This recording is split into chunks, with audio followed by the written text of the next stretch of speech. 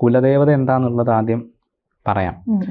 കുലം എന്നുള്ളത് ഇപ്പം നമ്മൾ പ്രാചീന കാലഘട്ടത്തിൽ എല്ലാവരും ഗോത്രവർഗമായിട്ട് ജീവിച്ച ആൾക്കാരായിരുന്നു അല്ലേ. പല പല ഗോത്രങ്ങളായിരുന്നു.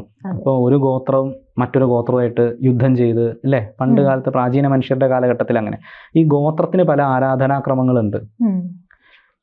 ഓരോ ഗോത്രത്തിനും ഓരോ ദേവതയുണ്ട്. അത് വല്ല കല്ലോ എന്തെങ്കിലും മരത്തിൻ്റെ ചുവട്ടിൽ ആരാധിക്കുക, അങ്ങനെയൊക്കെയാണ് അവർ ചെയ്തിരുന്നത്. ഇനി ഗോത്രം നമ്മൾ കൃഷി മുതലായിട്ടുള്ള കാര്യങ്ങളെല്ലാം വന്നപ്പോൾ നമ്മൾ കൂട്ടുകുടുംബങ്ങളായിട്ട് ഒരു ഗോത്രം തന്നെ 3-4 കുടുംബമൊക്കെ ആയിട്ട് സ്ഥലങ്ങളെടുത്ത് മാറി മാറി അങ്ങനെ പോകും അല്ലേ. അങ്ങനെയാണല്ലോ നമ്മളിപ്പം അണുകുടുംബത്തിലെത്തി നിൽക്കുന്നത്. അപ്പോൾ ഇങ്ങനെ മാറി പോകുന്ന സമയത്ത് ഈ ഗോത്രത്തിൽ ആരാധിച്ച ദേവതകളെയും ഇവർ കൊണ്ടുപോകും. ഇപ്പം ഞാനും ഇവിടെ ഇപ്പം മാഡം നമ്മൾ രണ്ടും ഒരു ഗോത്രത്തിലുള്ള ആൾക്കാരെന്ന് വിചാരിക്കാം. നമ്മൾ രണ്ടുപേരും പോകുമ്പോൾ നമ്മൾ ആരാധിക്കുന്ന ഒരേ മൂർത്തിയെ രണ്ടുപേരും കൊണ്ടുപോകും അല്ലേ. രണ്ടും നമ്മുടെ മൂർത്തി തന്നെയാണല്ലോ. ഇതിനെ നമ്മൾ ആ കുലത്തിൽ കൊണ്ടുവച്ച് ആരാധിക്കും, അതായത് ആ കുടുംബത്തിൽ ആരാധിക്കും.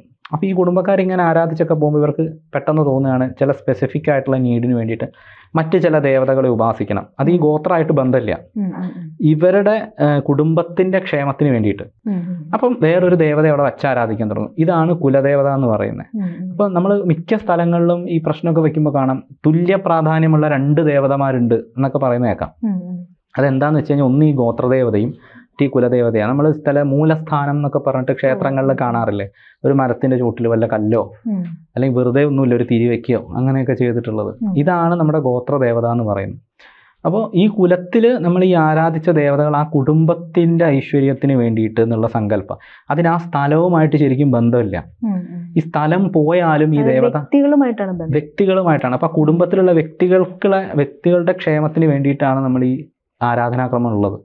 അപ്പൊ ആ വ്യക്തികൾക്കാണ് ഇത് കണക്റ്റ് ആയി കിടക്കുക. അപ്പൊ നമ്മൾ ഇവിടുന്ന് പുറത്ത് വിദേശത്ത് പോയാലും ഈ കുലദേവതയുടെ ചൈതന്യം നമ്മുടെ കൂടെ ഉണ്ടാവും. അതുകൊണ്ട് സ്ഥലം പോയി എന്ന് കരുതിയതുകൊണ്ട് അതൊരു പ്രശ്നമല്ല. കുലദേവതയെ നമുക്ക് അല്ലാതെ ആരാധിക്കാം.